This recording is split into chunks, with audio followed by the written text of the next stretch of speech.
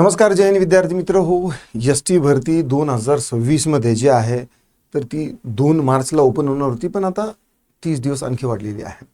आणि मग अशामध्ये महाराष्ट्रातील सगळ्या ड्रायव्हर कंडक्टर बंधू भगिनींच्या मनामध्ये फक्त एकच प्रश्न आहे की ही सरकारनं जी टोलवा चालवलेली आहे ही भरती खरोखर येणार आहे का अशीच वेळ खाऊ आणि कॅन्सल होईल ना. आता आजच्या या व्हिडिओमध्ये ना नवीन मोठा अपडेट आहे.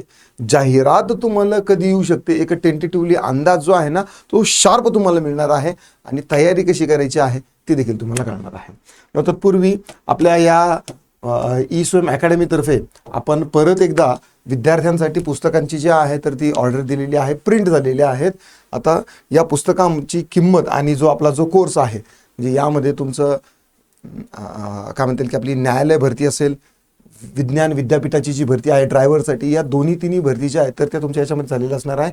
899 मध्ये फक्त तुम्हाला काय करायचं आहे, तुमचं पुस्तक देखील मिळणार आहे यामध्ये आणि तुमची बॅच देखील होणार आहे. कन्सिडर करू शकता जर तुम्हाला मग खरोखर या भरतीसाठी असं वाटत असेल की आपला नंबर लागायला पाहिजे त्यासाठी ना. आता तुमच्यासाठी आनंदाची गोष्ट आहे की ज्या 8000 बसेस येणार आहेत, ॲक्च्युली या बसेस कधी येणार आहे यावरतीच डिपेंड आहे भरती कधी होणार आहे ना. माझ्याकडे काही फोटोग्राफ्स आहे ना. आता हे सध्या वर्कशॉपमधले फोटो आहेत. आणखी या बसेस ज्या आहेत त्या रोडवरती आलेले नाही. मी जसं तुम्हाला मागच्या व्हिडिओमध्ये सांगितलं होतं की बस बांधणीचं जे काम आहे ना तर ते अगोदर काय होतं की आपल्या डेपोमध्ये वगैरे व्हायचं, जे तुम्हाला रिवेट वगैरे हे ते सगळं जे आहे ना तर ते हे दिसायचं. पण आता या ज्या बसेस आलेल्या आहेत ना या डायरेक्टली आलेला आहे फॅक्टरीमधून बनवून. टाटाच्याच बसेस आहेत, मार्को पोलोची बॉडी आहे आणि सरकारनं म्हणजे महामंडळानं त्यांना काय फक्त आपला लोगो आणि कलरची थीम, हे जे स्टिकर वगैरे जे आहेत ना तर हे स्टिकर कशा पद्धतीचे पाहिजे हे फक्त एवढं सांगितलेलं आहे. या बसेस ज्या आहे तर त्या आता महामंडळाकडे हस्तांतरित झालेल्या आहे किंवा होण्याची प्रोसेस चालू आहे. जसं मी तुम्हाला सांगितलं होतं की प्रत्येक वर्कशॉपमध्ये हे बघा आता हे चिकट टेप वगैरे लावलेले आहेत इथं, ठीक आहे. ही जे राजमाता जिजाऊ नावाने जे आहेत ना तर ते 8000 बसेस लाल परीच्या ज्या आहेत ना तर ते येणार आहेत. तर अशा पद्धतीने तुम्ही हे फोटो मी तुम्हाला टेलिग्रामला आणि आपल्या व्हॉट्सअप चॅनलला देखील टाकणार आहे. तुम्ही स्पष्ट पाहू शकता हे जे ब्रँडिंग आहे, लोगो आहे आपला एस टी महामंडळाचा तो इथं जो आहे ना तर तो दिलेला आहे. बघा या ठिकाणी देखील तुम्हाला चिकट टेप वगैरे लावलेलं दिसेल, ठीक आहे. या ठिकाणी देखील आहे म्हणजे एमर्जन्सी एक्झिट, सुस्वागतम, हे जे आहे ना कस्टमायझेशन जे आहे ना तर ते या पद्धतीने केलेलं आहे.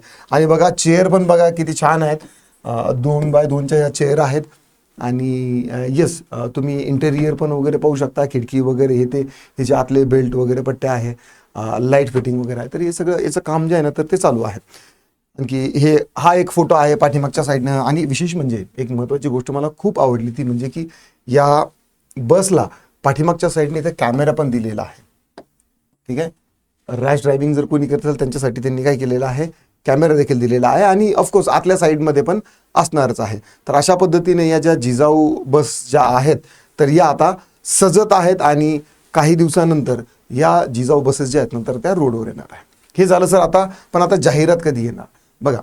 17450 पदांची जी भरती आहे याच्यासाठी 8000 बसेस जे आहेत तर ते येणार आहेत. लेट्स से की ही जी मुलं जी आहेत 17450 ही भरती होणारी मुलं बस यायच्या अगोदर जर भरती झाली, लेट्स से की 1 महिना जे आहे तर ते त्यांना अगोदर घेतलं तर 17450 लोकांची 30,000 रुपये प्रति महिना या दराने किंवा या पगारानं एका महिन्याचे किती पैसे होतात. मग तेवढा जो खर्च आहे तो महामंडळाला म्हणजे झेपू शकतो का, तर बिलकुल नाही. आता दुसऱ्या हाताला जर विचार केला की या समजा नवीन बसेस आणल्या तर या उभा करणार आहेत का, नाही. बघा प्रत्येक डेपो मॅनेजरकडे ज्यावेळेस बसेस येतात ना तर 1 तास सुद्धा त्यांना ती उभं ठेवायला जमत नाही. म्हणजे नवीन बस आल्या ना तर त्यांना कमीत कमी 500 किलोमीटर रनिंग जी आहे ना तर ती झालीच पाहिजे 24 तासामध्ये. नाही का इथं 300 किलोमीटर तर झालीच पाहिजे असं त्यांच्यावरती प्रेशर असतं, बर्डन असतं. जर ती बस जर उभी राहत असेल तर त्याला कारणे दाखवा नोटीस द्यावं लागतात. म्हणून या बसेस येणं, मला सांगायचं काय आहे की राज्य शासनाने या बसेस ज्या आहेत तर त्या डिप्लॉय करणं म्हणजे महामंडळामध्ये बसेस येणं आणि इकडची ही भरती होणं ही जी आहे ना तर ही दोघींची सांगड होणार आहे. आता राहिला प्रश्न ही नेमकं कधी होणार. आता याच्या सगळ्या बसेस ज्या आहेत आता हे फोटो आलेले आहेत आणखी प्रत्यक्षात रोडवर नाही आलेला, म्हणजे आता या बसेस रेडी होणार आहेत. या बसेस येणं आणि तिथून पुढं 15 दिवसात भरती ऑटोप्लेली देखील असणार आहे. काय 15 दिवसामध्ये भरती जी आहे ना तर ती ऑटोप्लेली देखील असणार आहे. विविध जिल्ह्यामध्ये जे मी दौरे केलेले आहे.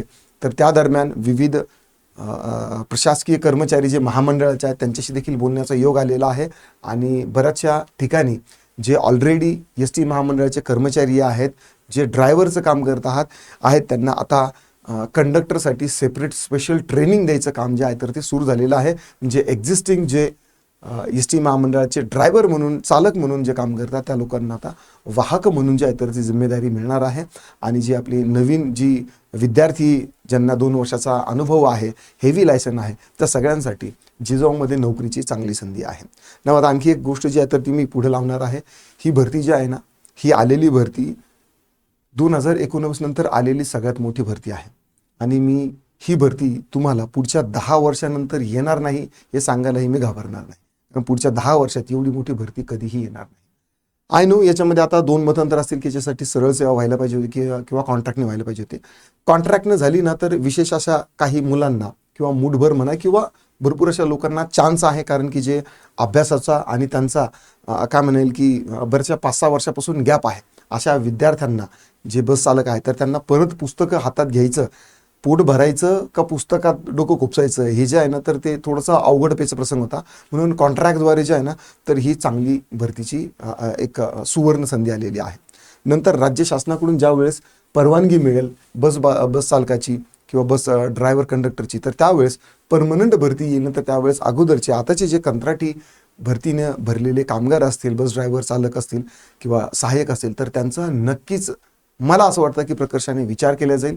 3 वर्ष जर तुमचा कॉन्ट्रॅक्ट आहे, वाढला तर मी स्पेक्युलेशन माझा अंदाज सांगतोय की अगोदर 3 वर्ष, नंतर 2 वर्ष आणि नंतर मग 1 वर्षाने तुमचा कॉन्ट्रॅक्ट वाढू शकतो. आणि नंतर बाकीच्या गोष्टी आता सगळ्याच काही यूट्यूबवर सांगता येत नाही, पण कधी कधी आपलं म्हणणं आणि मागणं मनवून घेण्यासाठी आंदोलन म्हणा किंवा बाकीच्या गोष्टी ज्या आहेत ना तर त्या प्रशासकीय पद्धतीने म्हणजे प्रशासनानं आपलं म्हणणं कसं ऐकावं याच्यासाठी सांगाव्या लागतात किंवा त्या कराव्या लागतात. ऑफकोर्स आता तुमच्यासाठी फक्त आपण बसमध्ये जसं जागा पकडायची असेल तर आपण कसं रुमाल, बॅग वगैरे काही टाकतो, तर तशी ही कॉन्ट्रॅक्टची भरती जी आहे तर याच्यामध्ये तुम्हाला तुमच्या जागेवरती रुमाल टाकण्यासाठी मी महाराष्ट्राचा नाही पण मराठवाड्याचा दौरा केलेला आहे. बऱ्याचशा विद्यार्थ्यांनी फॉर्म भरलेले आहेत. जर कुणी विद्यार्थी काही कागदपत्र असतील किंवा त्यांना लेट माहीत झालं असेल, अशा विद्यार्थ्यांना जर फॉर्म भरायचा असेल तर आपले फॉर्म भरण्यासाठीची जी आहे तर ती यंत्रणा सध्या सुरू आहे. तुम्ही मराठवाड्यातून जिथून कुठून ज्याही जिल्ह्यातून असाल, तुम्ही एकतर संभाजीनगरला स्वतः अकॅडमीला येऊन तुमचे कागदपत्र सादर करू शकता किंवा मग तुम्हाला आपला जो 7066 155 355 हा नंबर आहे, या नंबरवरती काय करा की सर मला कागदपत्र पोस्टानं पाठवायचे आहेत. कशाने पोस्टानं पाठवायचे आहेत तर मला कोणकोणते कागदपत्र पाठवायचे आहे, कसे पाठवायचे आहेत याचा सगळा नमुना जो आहे तर तुम्हाला 7066 155 या नंबरवरती तुम्ही व्हॉट्सअप करा, तुम्हाला पाठवण्यात येईल. ॲड्रेस वगैरे देतो तो पाठवण्यात येईल, त्या ॲड्रेसवरती तुम्ही फक्त पोस्टाने टाकायचं आहे. नंतर ज्या वेळेस ही बिल्डिंग ओपन होईल, ज्या ठेकेदाराला ही जी काय म्हणता येईल की टेंडर मिळालेली असणार आहे, तर त्या सर्व ठेकेदारांसमोर आपल्या अकॅडमीमार्फत ही सगळी जी यादी आहे विद्यार्थ्यांचे कागदपत्र आहे आपण त्यांच्यासमोर ठेवणार आहोत. आणि नंतर मग तिथून पुढे तुमचं मेडिकल होईल. ड्रायव्हर कंडक्टर म्हणजे कंडक्टर तर नाही, ड्रायव्हर असेल तर त्यांच्यासाठी अगोदर 5-6 दिवस फोन कॉल्स वगैरे येतील. नंतर मग तुमचं मेडिकल होईल. मीनवाईल फोन आल्यानंतर तंबाखू, दारू, अल्कोहोल वगैरे जे आहेत या गोष्टी प्रकाशाने टाळायच्या आहेत. नंतर मग तुमचं मेडिकल होईल आणि नंतर मग 7 दिवस तुमच्या जिल्ह्याला ट्रेनिंग होईल.